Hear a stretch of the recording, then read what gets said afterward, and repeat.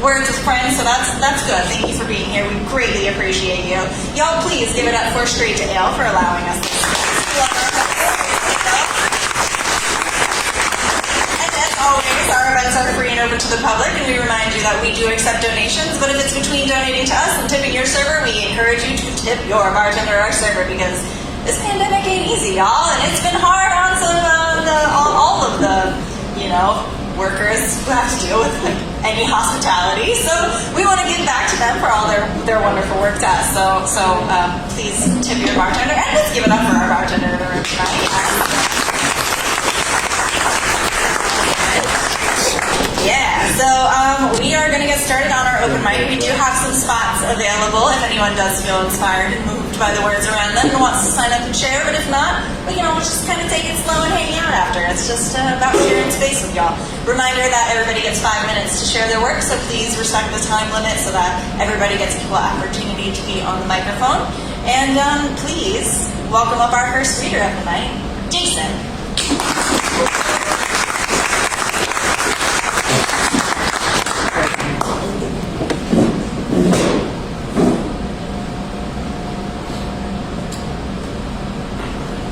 Good evening. At the last open mic that I was a regular at, they used to always leave number 1 open because no one wanted to go first. And I guess it's the same here, so I'll just reprise my role. This is a poem about a general contractor from Long Island who grew up speaking Italian and died hardly speaking at all. Everything my grandfather built is still standing. Every brick wall and rafter, every backyard fence. In homes scattered across Long Island like salt on a winter sidewalk, my grandfather's legacy is settling with the floorboards and lining the shadows of every doorway. Tough men never die easy. My grandfather dug into this world like a screw into hardwood, fought death every inch of the way out of his home, into the home, out of bed every morning until he couldn't. Nobody cried at the wake. Not until they closed the casket and loaded him into the hearse, not until we rolled him up to the altar for the service, not until we did the readings. My grandfather was a tough man. Nobody wanted to be the first to cry in front of him. I like to think that when death crept out from the shadows of his doorway, wearing 3 a.m. like an old pair of boots, it knew better than to come while he was awake. That death still feared my grandfather's right hook. The last time I slept in his house, I laid awake and listened to nothing. I wondered if the walls missed his voice as much as I did, but now my grandfather's legacy is settling with the floorboards in homes scattered across Long Island like his ashes, because everything my grandfather built is still standing. Every rib cage and upper lip, every flagpole spine, and I will fly his colors for as long as I have strength to. Tough men never die easy. Thank you.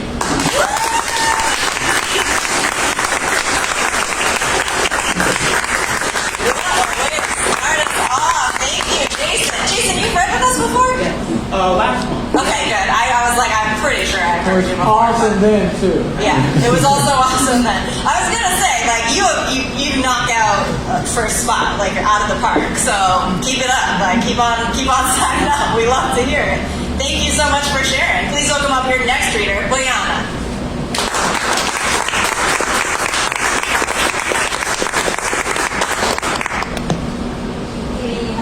Good evening, everybody. Let's see. Is this working with the mic? I have a bit of mic for quite some time. Is it? Okay, perfect. Okay, thank you. So, I have a few points here, and let's see what we Can you stand a little closer to the mic? Yeah. Little closer. Okay, thank you. Sure. Okay, can you hear it now? Okay, good. One day, I will climb the purple mountain alone, and you are going to be with me. You will be the purple of the mountain I'm going to climb. You will be a deep wood sheltering and hiding my steps. Once I decide to climb Purple Mountain, and you will be with me, and you will hold my hand. You, the purple of the mountain I have chosen to climb. You, without whom I will be climbing alone until the purple color fades away. One day, you will be walking over the ocean of orange waves alone. And I'm going to be with you. I will be the orange of the ocean you're going to cross.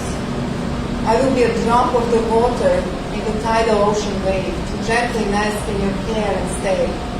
I will be whisper of the waves uncovering the secret ways of the shore. And I will be with you, and I will hold your hand. I, the orange of the ocean you're going to cross one day. I, without whom you will be moving alone over the orange color fading away. And the sunset will cover skies close to the mountain top in orange. And I will be standing on the top touching the skies with my bare hands, warming the purple frost in the orange flame. And you will be standing on a distant shore, on a bright shining sand.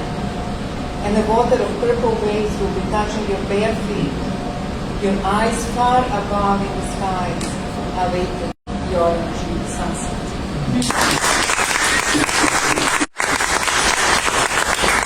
And here comes a little bit more philosophical one. I'm just trying to get a glare. Okay, here we go. Have you thought of the infinite, invisible, indivisible us in the universe? I cannot encapsulate my thoughts. They are infinite as I am, and you, and mine. Thought is a mind, is a particle of life, and an endless wave that crosses universe riding the indestructible spiral of life. And there comes mirror, created of my thoughts, with the sun instead of my face, burning the endless depths through eye iris, straight deep into my brain, brain of waves, brain of spirals, into the universe, its cold darkness of wonder that connects numbers and letters you have never known, giving birth to the heart of life. Can you touch the heart? A heart, your heart, my heart, like I'm touching you with my thought, my mirror, my wave, my sun, with your infinite particle of life that contains all the information and knows before the existence each next life form, spiraling brain of endless thought. Your thought, my thought, your smile, my lips, your spark, my way, your eyes, street of blood, of heart's thunder pulsing rhythmically in time with the melodies of the universe. Take a rest on these beautiful waves, my friend. Enjoy the ride you travel. Let the waves carry you in and out, within to out. Surrender is the name of the game.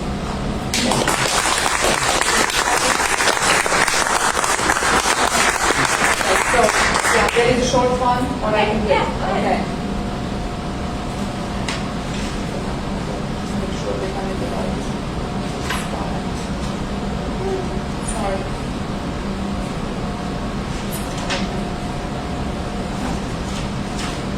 Okay, there we go. Then speak, kind soul of ancient times, of gentle streams that misty crimes, of darkest skies and stars so bright, poets heart a true delight. Whisper of a silent wind echoing on the river stream, turning into thunder, a roar of majestic waterfall. Drops are shaking in wild dance, drops are breaking, reuniting. Rainbow rising to appear, can touch it, must be near. You can touch it, must be real, magical and also dear. Kind soul of ancient times, of gentle streets and misty cries. Thank you.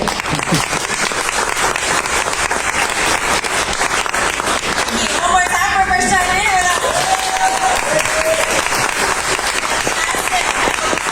Share some more work. Now, y'all, you better not have been tricking me with that really excited, welcome thing. If you hear stuff that you like, you gotta let people know. You give them a snap, you give them a clap, you give them a woo, you get excited. Give them practice. Like, man, imagine I just did something like really amazing about what you were talking about, majestic waterfalls. I said something about majestic waterfall, and you love it. What do? Yeah. There we go. You get it. You get it. You're with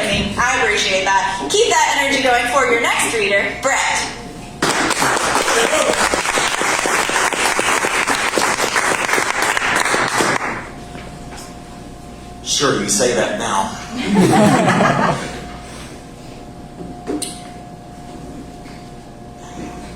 The hell you work this thing? Lefty loose. Probably had any sense, didn't it? Yeah. There you go. I'll just do this. You can even take that thing out if you want to. Yeah, let's do it. Like a boss. Like a boss. So,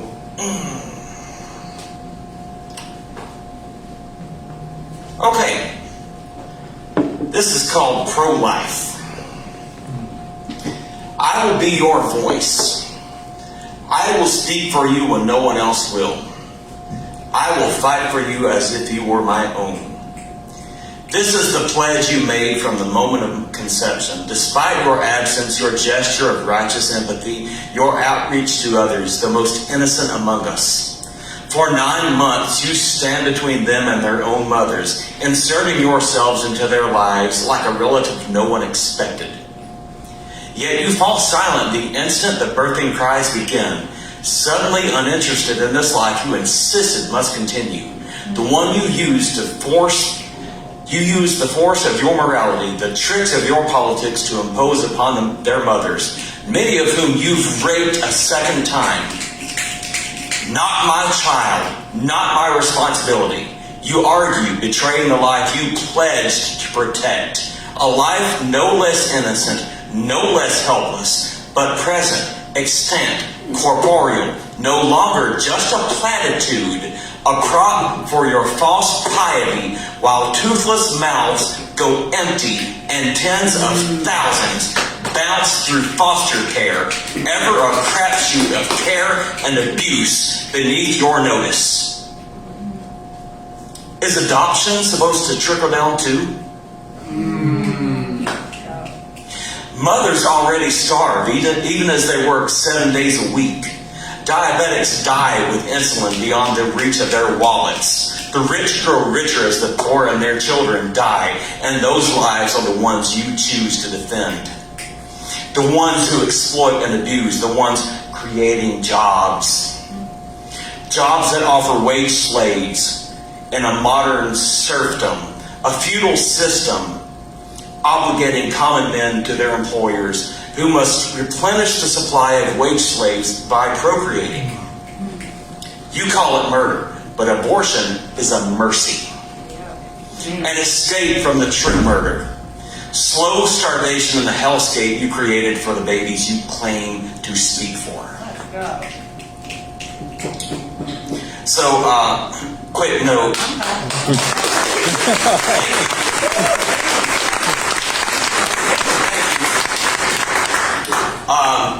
Quick note, because I mentioned insulin.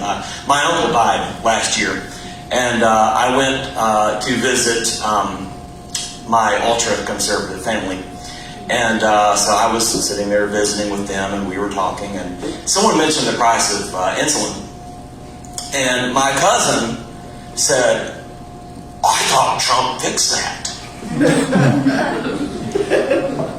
And I was trying really hard to be good, but I could not resist the perfect shot. I said, no, that's in his healthcare plan he's releasing in 2 weeks. And no one said a fucking word. So the other one I'm going to do is called I'm a Cop. Give me a reason. Threaten me, refuse my order, shout that your black life matters, that the courts are unfair, that I shouldn't harass you, that you're not guilty, when I know you are by looking at you, by knowing your kind. Babble something crazy, something that says you're unhinged, an unpredictable threat who might have a gun. Make me scared. Run when I yell freeze. Fail to kiss the badge I wear to be respected, that says I'm in charge wherever I go, the badge that gives me the right. Challenge me. Do it. I want you to. I took this job to prove something. And I'm just looking for a chance to do that. To draw my gun and play God. Give me a reason. Thank you.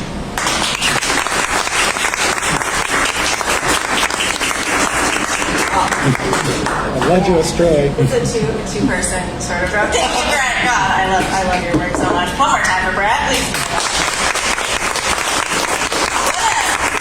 What a difficult prompt to give to other writers in the room of like doing a persona poem in a voice of someone you like don't agree with or like relate to. Like that's a hard ask in writing. That's very, very good.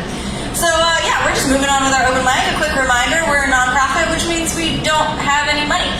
So if you want to give us some of your money, we have a donation bucket right here at this front table. And we also have ways that you can donate on our website, which is on this beautiful sign behind me at OutLoudHSP.com. But again, if it's a choice between like grabbing yourself a beer and giving us some money, grab yourself a beer because, you know, we got to support these local businesses for allowing us this space. We greatly, greatly appreciate it. So please welcome up your next reader, Rogue.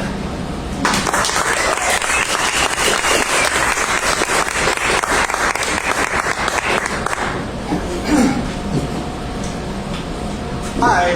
Hi. So my name is Rogue, and I'm trans, and so these first couple of poems are about my family after I came out. Not a person, a thing created by someone you don't want or claim. Not a person, brought to life by someone else's sin. Sin. A crime against your blood, your name, your reputation. Never a real part. Only representative of what you're not.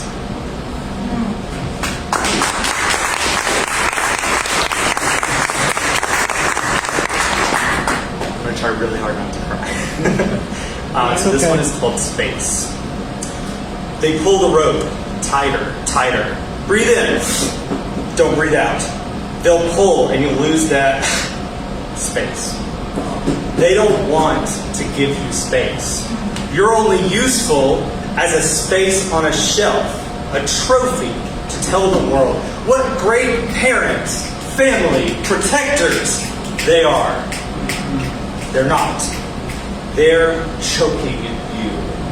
And you'll only feel free when you cut yourself free and stretch yourself out in a space that loves you. Yeah.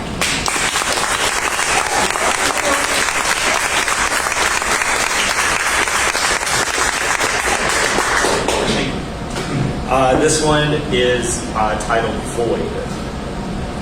Have you ever been so sad that your chest physically hurts? When your heart feels so dense and so heavy, it's almost as if it's become a black hole. At times like these, I can't help but marvel, because though I feel weak, there is nothing more powerful than void.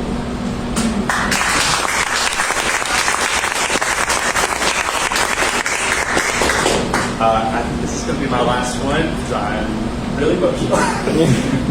This one is called Heartbroken. Heartbroken. When I know that I'll never know my Father's love. You asked me, how could I not keep the family name? How could I not choose to carry the weight of the family name who hates my kind, or the family who say it should be a crime to say gay? How could I not keep the family name of the people who chose me, adopted me, fed me, and clothed me? You chose me. You chose me then. But you don't choose me now. How could I not choose the family name? How can I? How can I breathe when you're trying to smother me? How can I stay when you don't want me this way? How can I choose the people who chose the pews over me. Heartbroken when I hear you on the phone and you say, "You'll always be my son." Heartbroken when I hear you say, "I hope you'll respect the beliefs of the family when you visit." See, why would I? When all you want is for me to hide and shame away the person that I am inside. How could I not choose the family name to keep? How could you not care how much you make me weep? How could I not choose the family name? How could I not love you all the same? How could I not choose the family name?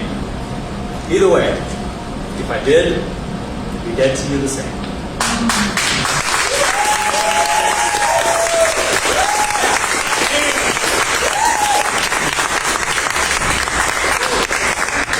Rome, have you read with us before? One more time for our first.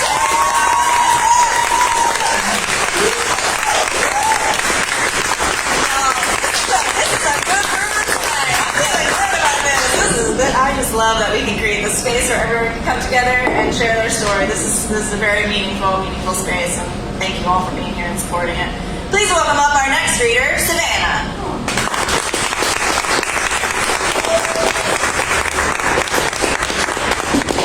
Mike?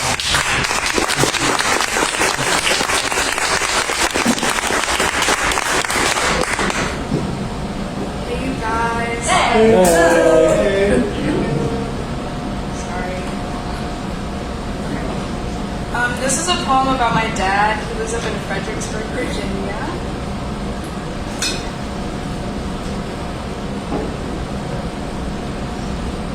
I have my mom's face and your nose right in the center, a glaring objection. You must be TJ's kid. A little celebrity at the mall, the convenience store, Jackson written across my forehead, like we had the biggest last name in the burg. I did not care what it meant, just a reminder of you, just a tip that we haven't talked in a minute.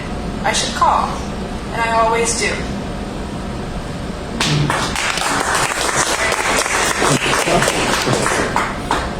When you pick up the phone now, Bader's on the line. Savannah, I am your father. But it's you. Vocal cords strained around what I can only picture as a toad-shaped lump in your throat. I can hardly understand you. Wait, repeat that? What was that? Run that back again. You said, huh? Sorry, say that one more time. Sorry, I almost heard you right. One more time. Always so patient with me, I commit this new voice to memory, worried the one I knew may never come through again. But no time to dwell, there are stories to tell, updates to be shared. I hope it is not a lie when you say, I'm not scared, Vanna, it'll pass, and I promise you that the rest is unintelligible. 30 minutes is not enough time, neither is 50 years, not even close. I hang up the phone, wipe tears from my eyes, push off the next phone call for the day it's all better. When it comes, I am not sure, but you promise, and this time I swear you will keep your word, even the ones that I hadn't heard. One more time. I'll ask again. One more time. Thank you.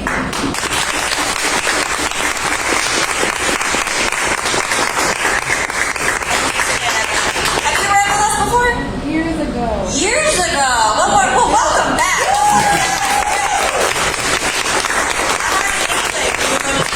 I didn't want to be presumptuous. I always got to ask. You know, I would say for the first 6 years, maybe, I was pretty good at just knowing when new people were on the microphone. Like, I had a catalog of every single event, which was a lot of events, let me tell you. But I'll say for the last few years, I've given myself some leeway, and I ask people now. I don't just, don't just have it all locked in there. So we do what we can. We are almost halfway through the sign-up, so we do still have some spots available. So if any of our newcomers do want to sign up, you can come see me over here on this fancy pants velvety couch over here. It's totally just a friendship zone. It's not like a mood or anything over there. Just sign up. It'll be good. But if you are liking what you're hearing tonight and you want to further support our community, you can consider becoming a member of Out Loud Huntsville. And with that, you just pay $25 for a year membership. And with that, you get some really cool member meetups. You get a really awesome member gift, which is like this cool mug over here, which is truly worth the money in and of itself. And you get access to some other cool, like a Discord and like Fancy Pants newsletters that we send just to members and all that fun stuff. So if you're interested in that, you can sign up here tonight, or you can sign up on our website once again. So check that out if you're interested. And speaking of membership, please welcome up our membership coordinator, Sam.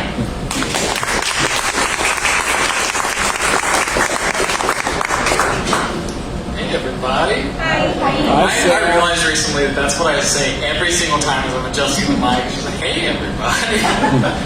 The mic is stiffer today. I don't know what's going on. Kimberly, what did you do? I broke it. It's the Sorry. already count. An enduring effect of the count. Okay, I think I've got it high enough. Real quick, let me do my job. If you're a member and you haven't collected a mug from me yet, like, see me, I'm trying to keep up with that. I've got a list. I'm going to start mailing them out to people who have not picked them up, so, that's going to happen. But if you're here today and you need a mug, let me know. I have really short poems today, so I'm just going to, talk about a little bit of stuff beforehand. Thank you all for being my therapist. It's been like a really emotionally turbulent month for me, and it's like reminded me of how much I appreciate this space. Like when I first found Out Loud, I was like trying to learn how to be a human after a really hard time, and I don't know, I was like, I learned how to make friends by coming to these things. So this is a really good place, and really happy that people have come to this. I'm happy you're all here and sharing a thing. Anyway, 3 really short poems. This first one, doing my job again, I posted it on the members' Discord to get some feedback. It's like, I'm not really sure what lines to go with. And the members, let me tell you, they helped me. So it was worth my money right there. It's a short poem about writing poems, and it's called Conjuring. Warm wound, you are always with me.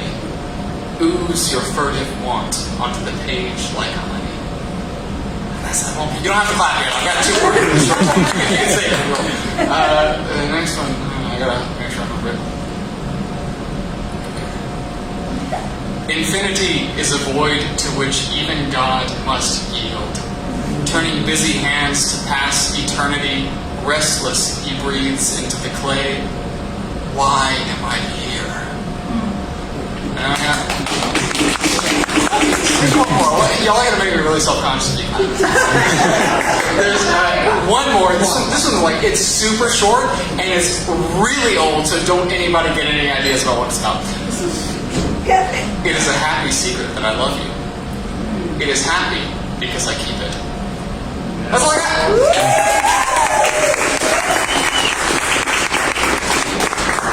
I'm here to clap. Let me clap, okay? Between poems, during poems, after them, whenever. If I come up to you after this actual event part is done, I'll probably clap at you. It's just, I'm very excited. I'm glad you're all here. Yes. And yeah, a reminder, we do have some more spaces if anybody wants to, Andrew, Frankie, any of you want to sign up, just so you just holler at me. If not, you just, all right, you're doing great. You're doing great back there, all right? We appreciate you in the audience as well as up on this microphone, whatever you so choose. Please welcome up our next reader, Grant.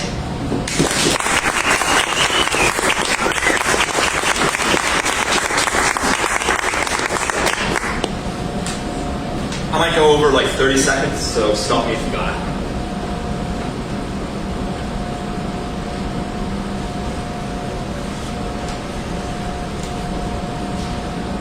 I know that which I believe. I know who I am and from where I come. My religious education came about in the churches of the Revelation, in the cradle of civilization, in the Holy Land. And my moral education came to fruition in the moral crucible of Alabama, that home to bombed churches and burning crosses and the ongoing legacy of slavery and Jim Crow, home of hypocrisy and injustice, but also some of the greatest natural beauty and human kindness on this great earth. And I have seen with open eyes the terror of the earth, the cruelty of man against his fellow man, and the depravity of evil of which we as humans may find ourselves capable. I reject violence and instead choose to walk the more righteous path of peace. But that does not mean I abandoned my childhood dreams of changing the world, of leaving this place better than when I found it. Do not mistake my abhorrence of violence and cruelty for a lack of pragmatism, for naivety. My father was a hard man, and so am I. Before the age of 12, I had seen more of the world than most do in a lifetime. I would step over the bodies of the corpses of those that underestimate me, but I will not literally wield the knife that undoes my foes. The spoken word can deal greater blows than any sword, and I am made of iron and steel, forged in great and terrible fire, and quenched in the blood of those that came before. I come from greatness on all sides, this I cannot deny. My ancestors were great leaders of men, soldiers, pragmatic military officers, artists, engineers, religious leaders, healers, immigrants, and orphans. My family has already left its mark on history. Those who came before me gave generously in the service of others to protect the vulnerable and to defend the defenseless, to cast a light on what others could not see. I cannot shirk my responsibilities in anonymity. My place is not to eke out a living without saying anything, head down and hiding from my nature. There are truths that must be spoken to power, and words and actions can change the world. Nature abhors a vacuum, and the vacuum of a voiceless me would be a great pity. I cannot deprive the world of the power of my voice and the insight of my mind out of cowardice, for fear of what others might say, for fear of criticism. Not if that same thunderous voice could change the hearts and minds of others. Not if that booming voice might marginally shift the course of history towards the direction of moral justice. If that possibility exists, then in its absence I would be doing a disservice to myself and others. We cannot reject the true nature of our inner selves. The yoke of service is not so easily abandoned. Is it folly to believe myself capable of greatness? Is it lunacy to believe in my own moral compass, developed with the aid of very many wise teachers and in the reading of countless books and the long tutelage of my living parents? I am but a single, deeply flawed man, but I believe it to be true that my greatest works are yet to come. The greater half of my lived experience is still in the future. The problem, of course, is that I am not truly made of iron and steel, but merely the stuff of mortals, flesh and blood like each and every one of us. I am in truth very fragile and limited in my capabilities. I am not that awesome hero, ready to carry the weight of the world on my shoulders, like the Titan Atlas of Greek mythology, nor could I possibly be. Such unrealistic expectations would only set me up for failure, doomed to fall short of my own grandiosity. That mythology of me fails to square with the often disappointing nature of reality. I believe myself to be capable of greatness, and in the believing, perhaps make it true, a poetic virtual reality. But my contributions are limited. I carry no more blood in my veins than does any man. Should I attempt to mimic Atlas and take on all the problems of the world, then I would necessarily falter and stumble and eventually come crashing to the ground. Like Icarus, should I fly too close to the sun, I would plummet back to earth, not a god or a mythical hero, but just another mortal man, one of billions on this rock. I must place trust in my own 2 feet to carry me the distance of my life, lacking wings of wax or the blood of titans. Should I falter and stumble in the course of time under the weight of responsibilities, then I know in that eventuality I can stand back up, hoisted not by my bootstraps, but by my education, by the loving kindness and truths instilled in me by my parents, by the weight of my experiences, and perhaps with the helping hand from a friend. And that distance that I must walk is towards no destination in particular, not part of some epic hero's journey, like in the books of my childhood. The path I travel along the course of my life, the friends that I come to love, and the impressions that I make in their lives, that is more important than any particular accomplishments that might come to adorn my resume. And those accomplishments that may yet come to pass, the mighty change in the world that I as a child dreamed of, that is not the work of any single man or woman, but would rather be the culmination of the efforts of a great multitude, striving together to accomplish goals that are greater than any of us. Poetry is in the small and history is in the large. Is there not greater glory in the small beauty of friendships and kindness and love than in the mighty pages of history? We remember Alexander the Great for his conquests, for his bloody sword. But was his greatness not truly in his ability to inspire loyalty? Was it not his wisdom that led to his success upon the martial field, and in his pragmatic rule that bound together many disparate peoples into a single Hellenistic empire? The world does not require more hardened soldiers spitting blood in the pursuit of personal glory, but rather greater compassion, greater kindness, more understanding, and selflessness in the service of others. Thank you. Yeah.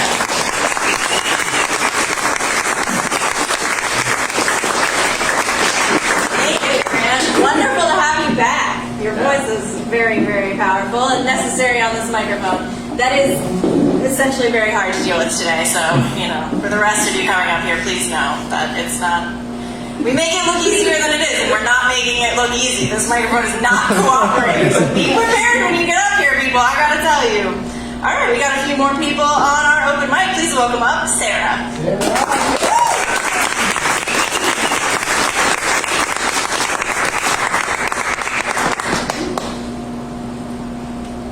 Everybody. Hello. This is my first time reading poetry out loud at all since roughly 2016. Yeah. They say to write what you know. Well, I've just moved back to Huntsville after dropping out of the University of Alabama because I am too disabled. So let's see if that shows. It's cool though, don't worry about it. I'm okay. There is a fire that never goes out, while the world dances around it and longs to give off light and warmth. Who cares that the wood should still be alive, but instead it's unceremoniously sacrificed while the world dances safely outside? The bright heat is nice, and nice is what's important. So no one notices that my room fills with smoke and I choke.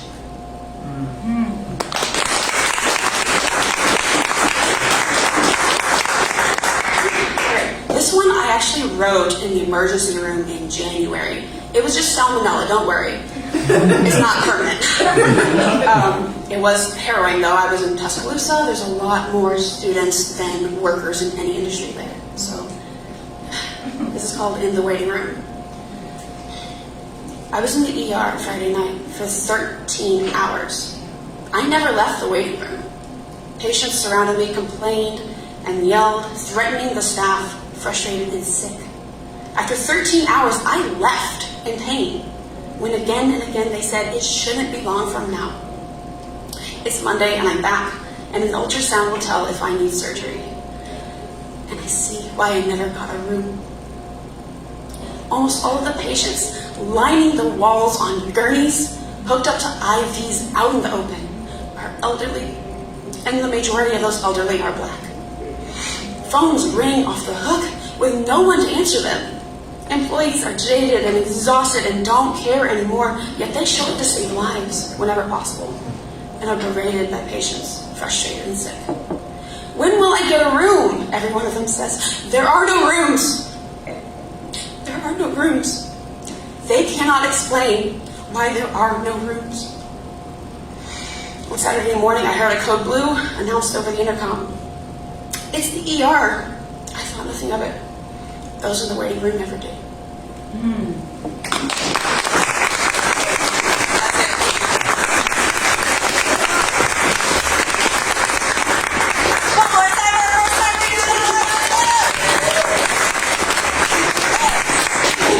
Welcome back to Huntsville. Thank you for finding us. Keep coming to these events and sharing your voice. We're glad to have you here. We're gonna treasure your voice. Thank you for sharing. That is fantastic, fantastic work. All right, we got a few more people. Please welcome up Ariana.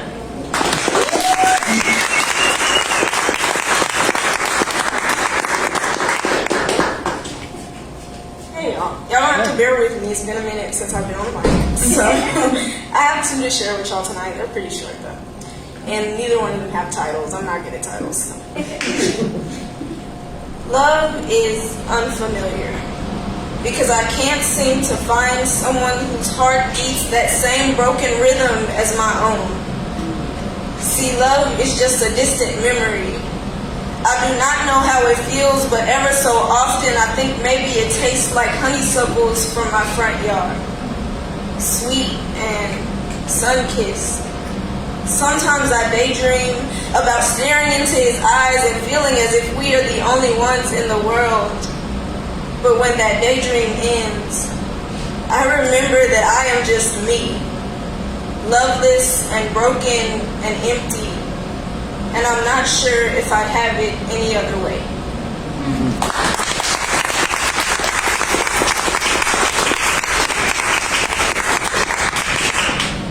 I just wrote this one a couple days ago, so I might stutter a little bit, yeah, because it's a little newer, so it's fine.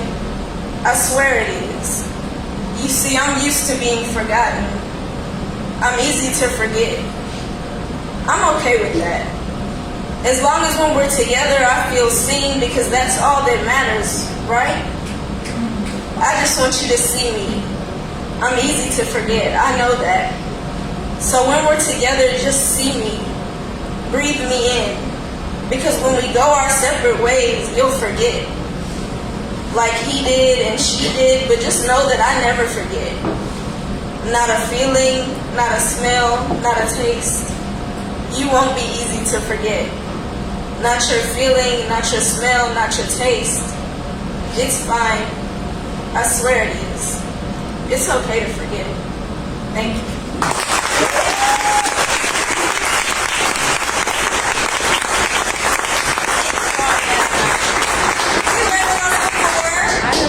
You have not one more time ever had everything about our husband? Fantastic.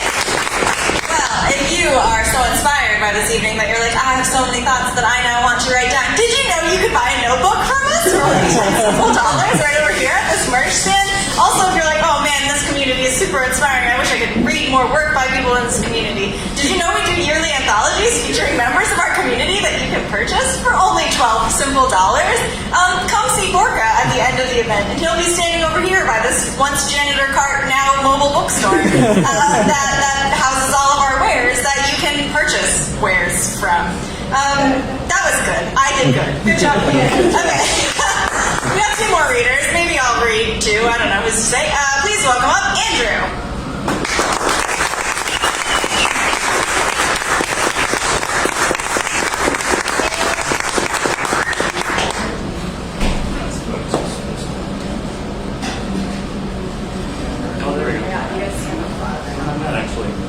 It's always worse than you think it is. Or it's less worse than you think it is. Sorry, that's not It was wrong. worse than I expected. Alright, let's see here. I'm going to read, I just wrote this morning actually. It was about a mock election that I attended yesterday. And you can see it on my face because I'm sunburned. This is Calligrapher 19 verses 5 through 8. The time to leave for my next venture arrived quickly. The Mid-City event was still 2 hours away. I left for the Madison Public Library for the mock election.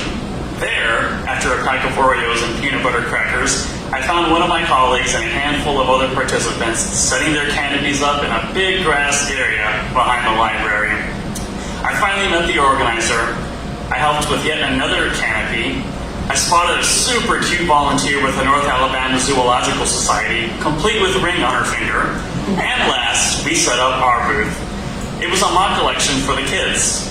The ballot was on the topic of a twice as long summer or dessert for dinner. Spoiler, summer won. It was amazing. I had so much fun. I absolutely love kids. During setup, we had a flash of genius to wander around the grassy areas in between the other booths and book readings in order to register all the kids in attendance to vote in the mock election. I had clipboards, forms, pens, and an outgoing attitude just pushy enough to get their attention. It was too realistic. It was a hit. I spent a lot of my time stalking kids, waiting for the right moment to strike them with my sharp talons of democracy. The parents loved it. I loved it. I commonly found myself with my knees on the grass, explaining the important election to the unregistered and how all the other kids were voting in it. The promise of a sticker was the cherry on top. I later used this tactic with adults when I returned to Mid-City. The kids were excited to participate. Some needed encouragement from their parents. We had a great turnout. The day flew by. We were provided snacks, drinks, and ice cream at the end. I learned more about my fellow members. The sun was unforgiving. I felt bad for one of our colleagues and the other readers when the clouds relented. I felt the burn myself, waiting for many voter registration forms to be filled out by tiny hands still learning how to wield a pen and the English language. I wouldn't have traded it for anything, not even air conditioning. Thank you.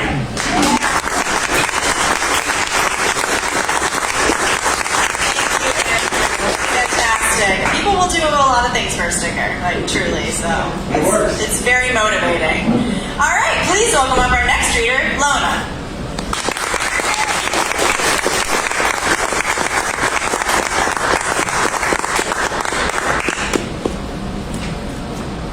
It's been a while since I've been here. It's good to be back.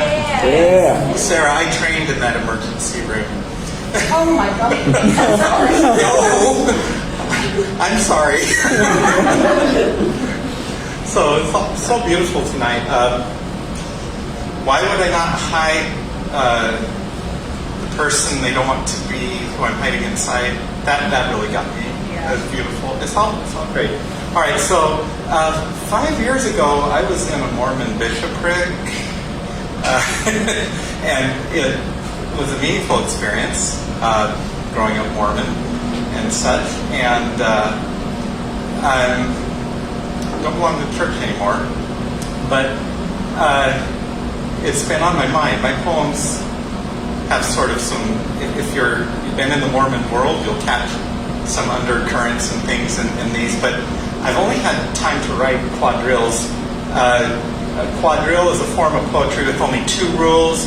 It must contain exactly 44 words in the body of the poem, except for the title, and it must contain at least one given word that you've received randomly, either from a poetry prompt or a friend or such. So I've sort of been in the Mormon quadrille world. So this one is called Degrees of Glory, and there's sort of a cultural thing that there's different levels of heaven in Mormonism, and there's a cultural, not doctrinal idea that if you're in a higher level, you can visit down to see your loved ones, but they can't visit up. But then the thing is that you might not want to visit down because like your glory will be too bright and the other people feel uncomfortable. And so my brother hasn't spoken to me for almost 3 years. So this is called Degrees of Glory Here and Now. Heaven isn't made of things, not mansions or golden streets. It's abundantly not missing you. Would you visit even if your glory seems too bright for me? We swim in quiet skies alone. Even hope still holds when you just pick up the phone. So.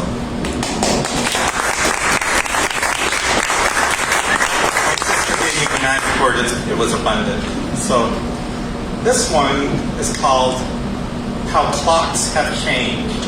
My other sister gave me this word. The word she gave me was glory. How clocks have changed. Do you remember slow hands rounding blank faces measuring out days? Still, shadows blend with sunlight draping glory onto cold shoulders of dreamless night. If eternity's a ruse, it robs you. If real, you're in the thick of it already. So, live without delay.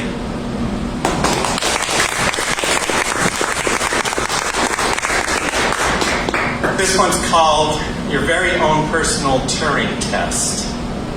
And the word was given to me by my niece. The word was cavern. Your very own personal Turing test. A small leaf devours sunshine pulled down from where stars unwind. We hold large and small at once in quiet gazes asking, are we less than mere echoes in caverns between the stars? Stardust that sees itself is more than stardust. Please be kind.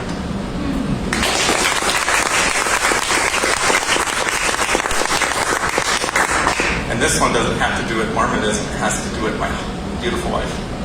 It's called Spring. Spring was breathing, and the word was gifted to me by my stepdaughter. The word is honeysuckle. Who had honeysuckle? Someone, yeah. Spring was breathing. When you found me, orange syrup breezes wrapped around corners from unseen honeysuckle groves. Now the air knits sharp spice and fires pinch against surging cold. I feel you softly waiting. We may not yet be lonely and may not yet be growing old.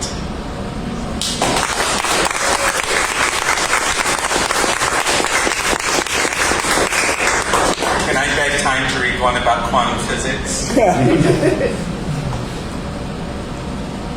One of you read a poem that made me want to read this, but I don't remember who it was. All right, this one's called Entanglement. It's a sonnet. We gaze out empty to the world and try to see a plan in space and purpose neatly wrapped and packaged up in bundles showing how to be bound up with another in common orbit mapped. But only the smallest quanta joined together at distance, not just rounding out their separate rings. These motes and beings, neither kin or mated to each other, are true unities dancing in clouds of lonely things. We are not tangible until we're touched or seen, or measured by another. You once lightly pressed your lips and hands and living into mine between slopes of slow breathing, slipping now to separate rests. God moves with less sense than care. The plan's not scripted clearly from above. We're just fragments of the grief we share, melting in the crucibles of love.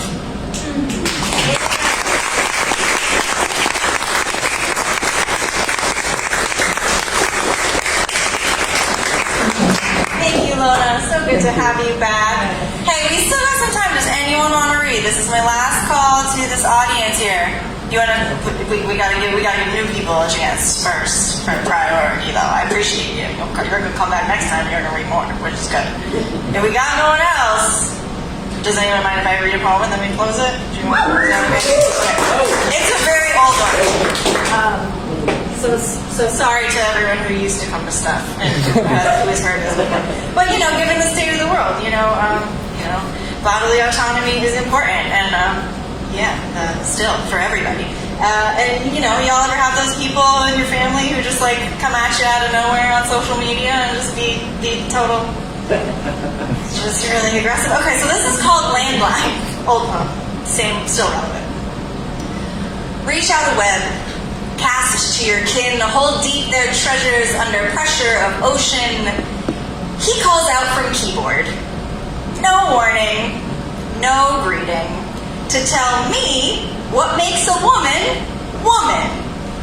Ignoring the neon and steroid of my throat, dry hospital sheet wrapped around my skin still, and he goes in to wound worse. Calls me family, calls himself a thickening of skin, like a man can press and turn a woman into diamonds, like she cannot shine on sharp without him or until him. And I recoil, burnt ember tongue, smoldering saliva, he speaks. Woman, not muscle, but womb. Woman, breed beautifully, but that is it. That is only. And I stand there in the knowing what he does not, which is to say my body is not working in this way of woman. Diagnosis means less likely, if ever. Medication means mother to community, and that is it. That is only. And what about want?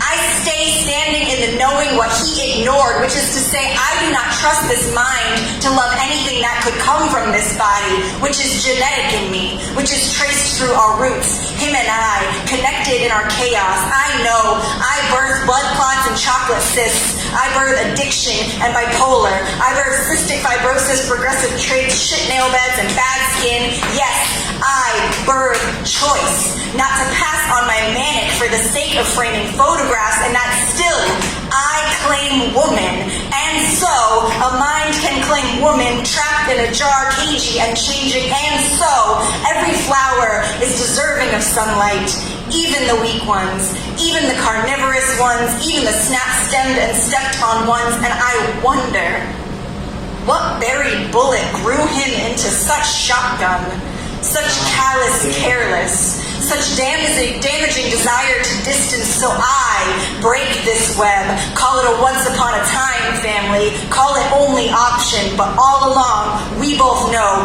this choice is mine.